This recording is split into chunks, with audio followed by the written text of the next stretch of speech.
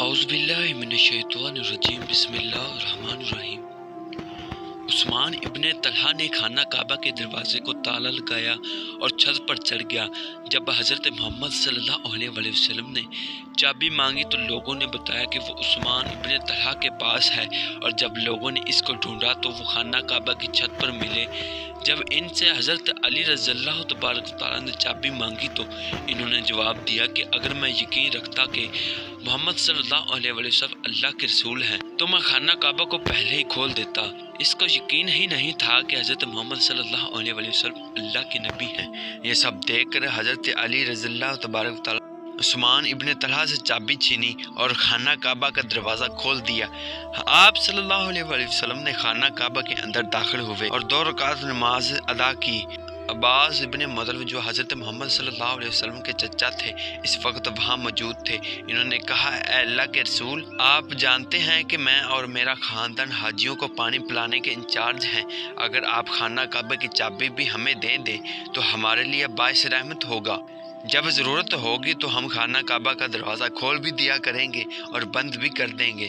اس وقت حضرت جبرائیل علیہ السلام وحی لے کر حاضر ہوئے۔ یہ واحد آیت تھی کہ جو کہ خانہ کعبہ کے اندر نازل ہوئی۔ جبرائیل علیہ السلام نے فرمایا کہ اللہ آپ کو حکم دیتا ہے کہ امانتوں کو ان کی طرف لٹا دو جن سے وہ تعلق رکھتی ہے، یعنی خانہ کعبہ کی چابی عثمان ابن طلحہ کو لٹا دیں۔ یہ سن کر آپ صلی اللہ علیہ وسلم نے حضرت علی رضی اللہ تبارک و تعالیٰ سے کہا کہ فوراً یہ چابی عثمان ابن طلحہ کو لٹا دو اور نامناسب رویہ اختیار کرنے کی معافی مانگو۔ حضرت علی رضی اللہ تبارک و تعالیٰ نے ابن طلحہ کے پاس گئے، انہیں چابی دی اور اپنے رویے کی معافی مانگی۔ حضرت جبرائیل علیہ السلام دوبارہ درود شریف لائے اور اس دفعہ کسی آیت کی وحی کے لیے نہیں بلکہ محمد صلی اللہ علیہ وسلم کو ہدایت دینے کے لیے آئے تھے۔